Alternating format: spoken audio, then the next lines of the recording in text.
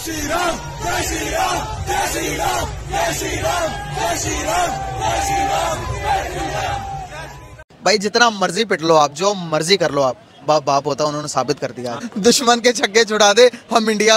अब जिनको भी इस पर एतराज हो रहा है, हमारे देश के भीतर भी हो रहा है, बड़े लोगों को खराब लग रहा है, जो सेकुलर टाइप के लोग हैं, जो ऐसे सेकुलर हैं, उनको बहुत बुरा लग रहा है कि ऐसे कैसे हो गया। मतलब जय श्री राम कहना हम सबको पता है कि जय श्री राम, जय सिया राम हम लोग एक दूसरे को ग्रीट करने में करते हैं। भी पाकिस्तान जीत जाता है इंडिया से तब ये अल्लाह का शुक्र कर रहे होते हैं, लेकिन जब इंडिया से हार जाते हैं तो अल्लाह मियां से शिकवा क्यों नहीं कर रहे होते कि अल्लाह मियां क्यों आप हिंदुओं का, काफरों का साथ देते। काफर भी कोई मसीही या यहूदी नहीं, काफर भी पोलीथियस्ट, जो बुतों की पूजा करते हैं, जो इस्लाम में सबसे बड़ा जिनसे नफरत की गई है। जी बात है यार। बाप बाप होता है। आज किसने बता दिया कि कौन किसका बाप होता है? भाई इंडिया ने बता दिया, और बहुत पहले से बताया हुआ उसने। वर्ल्ड कप के अंदर आप मुझे बताएं, टोटल 7 मैचेस हुए हैं जिसमें 6 इंडिया विन है, तो बाप कौन होगा? आप तो बाप होता है। आज किसने साबित किया?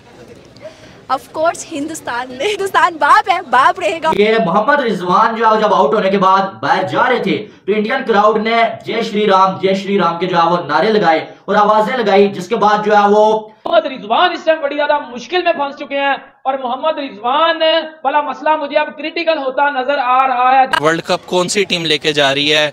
भारत के कितने स्ट्रॉन्ग चांसेस लग रहे हैं कि भारत जो है वो इस दफा का वर्ल्ड कप फिर ले जाएगा? 99.999। हमारा रोना निकल जाता, खुदा की कसम हमारा रोना निकल जाता है कि हमारे बच्चे मर रहे हैं, बच्चे मर रहे हैं, हमारे भी दर्द है। दोस्तों, भारतीय टीम ने वनडे विश्व कप 2023 में पाकिस्तान के खिलाफ शानदार जीत दर्ज की है। टीम इंडिया ने पाकिस्तान को 7 विकेट से हराया और पॉइंट टेबल में शीर्ष स्थान पर पहुंच चुकी है। इस मैच में भारतीय फैंस की दीवानगी सर पर चढ़कर बोली। अहमदाबाद के नरेंद्र मोदी स्टेडियम में भारतीय फैंस ने मोहम्मद रिजवान को जमकर परेशान किया। जब मोहम्मद रिजवान बल्लेबाजी करके आउट हुए और पवेलियन लौट रहे थे तो ड्रेसिंग रूम जाते समय भारतीय फैंस ने जय श्री राम के नारे लगाए और उन्हें खूब चिढ़ाया। सोशल मीडिया पर यह वीडियो काफी तेजी से वायरल हो रहा है, जिसमें भारतीय फैंस पाकिस्तान बैटर मोहम्मद रिजवान के आउट होने के बाद जय श्री राम के नारे लगा रहे हैं। इसी सब को लेकर एक यूजर ने कहा 1999 में पाकिस्तान के खिलाफ मिली हार को आज से तुलना किया और उन्होंने लिखा कि मेरा देश बदल चुका है। 1999 में पाकिस्तान ने भारत को जब हराया था तो चेन्नई के दर्शकों ने खड़े होकर तालियां बजाई थी, और आज 2023 में अहमदाबाद में ये उल्टा देखने को मिला। जैसे ही पाकिस्तान बैटर मोहम्मद रिजवान आउट हुए तो फैंस जय श्री राम के नारे लगाने लगे। इसी सब को लेकर आलोक सर ने अपनी प्रतिक्रिया दी है और पाकिस्तान को उसकी औकात याद दिलाई है। अब जिनको भी इस पर एतराज हो रहा है, हमारे देश के भीतर भी हो रहा है, बड़े लोगों को खराब लग रहा है, जो सेकुलर टाइप के लोग हैं, जो ऐसे सेकुलर हैं, उनको बहुत बुरा लग रहा है कि ऐसे कैसे हो गया। मतलब जय श्री राम कहना हम सबको पता है कि जय श्री राम, जय सिया राम हम लोग एक दूसरे को ग्रीट करने में करते हैं। ये तो अंग्रेजी हो गया, पाकिस्तानियों को कैसे समझाऊं हिंदी में। हाँ, एक दूसरे से जब मिलते हैं, एक दूसरे का स्वागत करते हैं, तब हम जय श्री राम, जय सिया राम, नमस्ते यही सब करते हैं ना। इसका भड़काने से या इसको मतलब समझ में नहीं आ रहा है कि इसको लेकर इतना बवाल क्यों मच रहा है। पाकिस्तान में मच रहा है वो तो चलिए ठीक है, उनका तो एजेंडा है कि भाई मचना चाहिए, ये हिंदुओं का नारा है और ऐसा है। भारत के भीतर भी बड़े बड़े लोग, कुछ बड़े पत्रकार लोग हैं, उनको बड़ी मिर्ची लगी भाई कि जय श्री राम का नारा, और कहने लगे कि जी सॉरी पाकिस्तान और ये और वो और ऐसा और वैसा। लेकिन इन लोगों को, खैर मैं इतिहास बताऊंगा, अभी सबका इतिहास बताऊंगा, ऐसा नहीं छोड़ूंगा मैं, सबका इतिहास बताऊंगा। लेकिन ये बताइए कि बुरा क्यों लगा। एक पाकिस्तानी यूट्यूबर है, अपने आप को, उनका नाम है फरीद खान, अपने आप को वो बताते हैं कि भाई सीनियर स्पोर्ट्स जर्नलिस्ट हैं वो पाकिस्तान के। उन्हें कुछ ज्यादा ही मिर्ची लग गई है। वैसे उनको बड़ी मिर्ची लगी रहती है, हमेशा उनको मिर्ची लगी रहती है। तो पहले सुनवा देता हूं कि वो क्या कह रहे हैं। बहुत अफसोस हुआ है मोहम्मद रिजवान को, जो चांट्स का सामना और जो स्लोगन्स का सामना करना पड़ा है जब वो जा रहे थे ड्रेसिंग रूम की तरफ। वो ये डिजर्व नहीं करते। एक क्रिकेटर ये डिजर्व नहीं करता कि फैंस उनको जो है वो चांट्स करें, स्लोगन्स करें उनके खिलाफ, और रिलीजियस स्लोगन्स मतलब बनता ही नहीं है फैंस का यार। रिस्पेक्ट का एलिमेंट हमेशा रखना चाहिए। एक क्रिकेटर जो है उसकी रिस्पेक्ट आपको करनी चाहिए, चाहे वो पाकिस्तान का क्रिकेटर है, चाहे वो इंडिया का क्रिकेटर है, कोई भी क्रिकेटर है, फैंस को उसकी रिस्पेक्ट देनी चाहिए। और ये जो रिलीजियस चांट्स हुए हैं, ये जय श्री राम, मैं इसके बिल्कुल, मैं ये नहीं कह रहा कि ये मतलब गलत है या जो भी, लेकिन ये मौका नहीं था, ये प्लेस नहीं है इन चांट्स की, और जान के चांट्स आपको नहीं करने चाहिए। रिलीजन और स्पोर्ट्स को, रिलीजन और क्रिकेट को अलग रखना चाहिए। स्पोर्ट्स पॉलिटिक्स को, स्पोर्ट्स और रिलीजन को आपस में मिक्स नहीं करना चाहिए। आपका मजहब हमारे लिए सेक्रेट है, हम लोग हर मजहब की तारीफ करते हैं, हम लोग हर मजहब को जो है पढ़ते हैं, हर मजहब को हम लोग किसी को बुरा नहीं कहते। और मुसलमान को भी ये सिखाया जाता है कि आपने सब मजहबों की जो है वो रिस्पेक्ट करनी है, किसी को, सब धर्मों की। आपने किसी को भी जो है वो बिलो द बेल्ट रिमार्क्स नहीं देने, कोई भी सार्केज्म में ऐसा कमेंट नहीं करना कि किसी की दिल आजादी हो, किसी का दिल टूटे। तो ये चीज जो है इसको हमें कंडेम करना चाहिए। इंडियन फैंस भी कमेंट करें, इसको कंडेम करें। पर senior sports journalist Farid Khan ji, आपने लगता है कि इतिहास पढ़ा नहीं है। आपको इतिहास पढ़ने की बहुत ज्यादा जरूरत है। सीनियर जर्नलिस्ट है ना आप, और भारत पाकिस्तान क्रिकेट का इतिहास ही नहीं पढ़ा आपने, या अगर पढ़ा भी है तो जानबूझकर आप उन चीजों को सामने नहीं लाना चाहते, क्योंकि इससे आपका एजेंडा जो है वो ध्वस्त हो जाएगा। एक तरफा एजेंडा चलाना है कि जी देखिए कैसी चैंटिंग की गई है रिजवान के सामने, ये तो मतलब बहुत बुरा किया गया है और ऐसा है और वैसा है। तो फर्क है आप में और हम में, हम सब कुछ याद रखते हैं, इतिहास भी, भूगोल भी, मैथ्स भी और केमिस्ट्री भी। चलिए धागा खोलने का काम शुरू करते हैं। इस तस्वीर के बारे में आपका क्या ख्याल है? श्रीलंका के खिलाफ मैच जीतने के बाद मोहम्मद रिजवान ने क्या किया था? ऑन फील्ड नमाज पढ़ी। तब तो आपको बिल्कुल भी बुरा नहीं लगा होगा, है ना? क्योंकि आपके ही मजहब वाले हैं। मुझे दिक्कत नमाज पढ़ने से नहीं है, दिक्कत उस जगह पर पढ़ने से है, क्योंकि वो खेल का मैदान है, आपकी इबादतगाह नहीं है।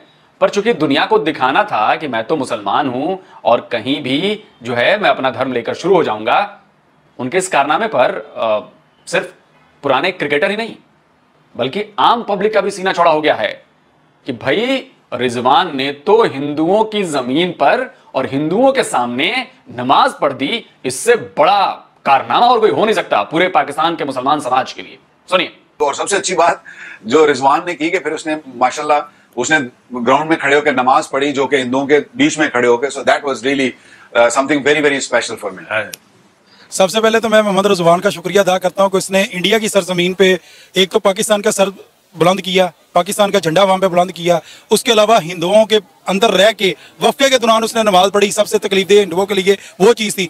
और ये तो आपको बिल्कुल भी गलत नहीं लगा होगा। और मियां रिजवान के बारे में तो हम सब जानते हैं कि अपने आप को पक्का मुसलमान साबित करवाने के लिए वो किस किस तरह के ड्रामे करते हैं, तो ये भी उनमें से एक था। क्रिकेट की प्रेस कॉन्फ्रेंस में रिजवान का इस्लाम को लेकर, मुसलमान होने को लेकर उनकी बातों को करना क्या ठीक है? मतलब वो प्रेस कॉन्फ्रेंस में भी इस्लाम और मुसलमान इन सब की बातें कर सकते हैं। सुनिए।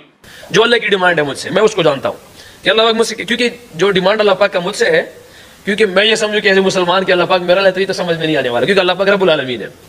वो इंडिया के विराट कोहली का भी है, वो जो रूट का भी है, वो स्टीव स्मिथ का भी है, वो किसी का भी है।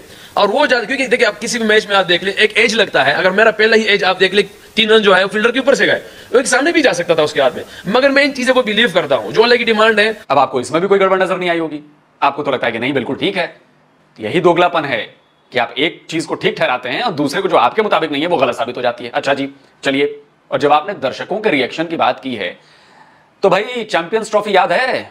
चैंपियंस ट्रॉफी साल 2013, जब पाकिस्तानी भीड़ हमारे प्लेयर्स कोहली और मोहम्मद शमी को क्या कहकर बुला रही थी, वो याद नहीं आया आपको? और मुझे याद है कि मोहम्मद शमी को उनकी बातों पर गुस्सा भी आ गया तो पलट कर आए भी, लेकिन आपको याद नहीं होगा क्योंकि ये तो पाकिस्तानी दर्शकों ने किया था।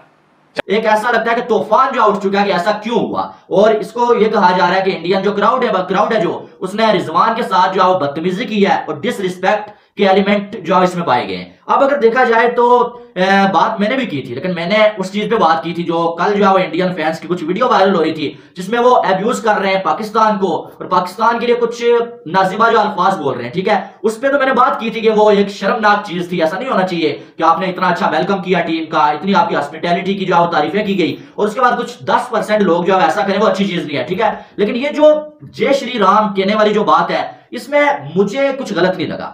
गलत क्यों नहीं लगा मैं आपको बताता हूं। वो कहते हैं ना कि हर एक जो है एक्शन का एक रिएक्शन भी होता है। ठीक है, आप देखें मोहम्मद रिजवान जब इंडिया पाकिस्तान का मैच होता है, ब्रेक के दौरान रिजवान जो मैदान में खड़े होकर नमाज पढ़ते हैं। ठीक है, यानी कि कोई इसमें मुझे गलत नहीं नजर आता। ठीक है, अगर वो गलत नहीं है रिजवान का नमाज पढ़ना, वहां पर अपनी इबादत करना, फिर इंडियन फैंस अपने ही मैदान में अपने ही कंट्री में जय श्री राम की आवाज क्यों नहीं लगा सकते?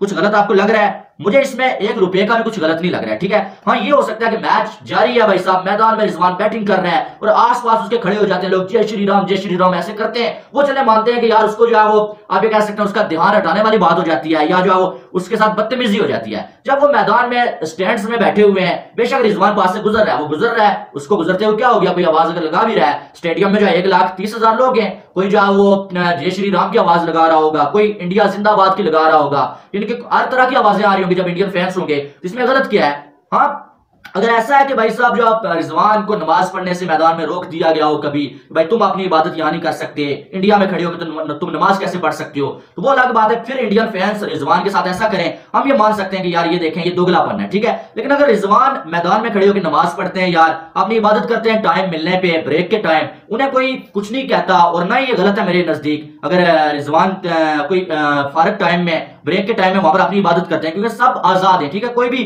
जो है अपनी इबादत जो आजादी के साथ कर सकता है, ठीक है।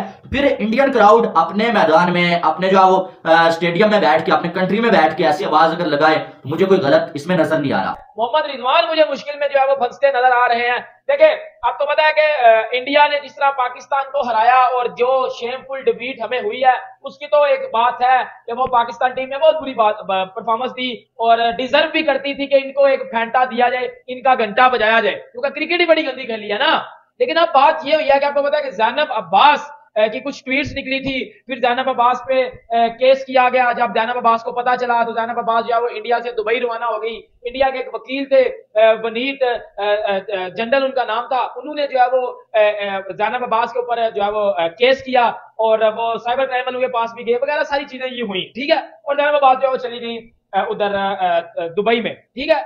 अब बात मोहम्मद रिजवान पे आ गई है कि मोहम्मद रिजवान ने पाकिस्तान और श्रीलंका वाला जो मैच था, उधर मोहम्मद रिजवान ने नमाज पढ़ी थी जहां वो ग्राउंड के अंदर, और उसके बाद मोहम्मद रिजवान के ऊपर 14 तारीख को जब इंडिया और पाकिस्तान का मैच था, उसी दिन उसी वकील ने, जिनका नाम जो है वनीत जनरल बताया जा रहा है, उन्होंने मोहम्मद रिजवान के ऊपर हैवी किस्म का केस किया है। लेकिन जो ज़ैनब अब्बास पे केस किया गया था वो इतना बुरा, मतलब बड़ा नहीं था, लेकिन जो मोहम्मद रिजवान के ऊपर केस किया गया वो बहुत बड़ा है। और साथ वो जो एक पेज भी है उसके ऊपर लिखा गया कि जी मोहम्मद रिजवान ने India versus Sri Lanka versus Pakistan के मैच में नमाज पढ़ी और ये किया वो किया, जो भी उधर चीजें थी अंदर सारी लिख के मोहम्मद रिजवान के हवाले से अंदर जमा करवा दी गई हैं। और मोहम्मद रिजवान को वो जो केस है वो साइबर क्राइम वालों के साथ भी उन्होंने रब्ता किया है और केस भी जो है वो मोहम्मद रिजवान के ऊपर जो है वो रिपोर्ट करवा दिया गया है।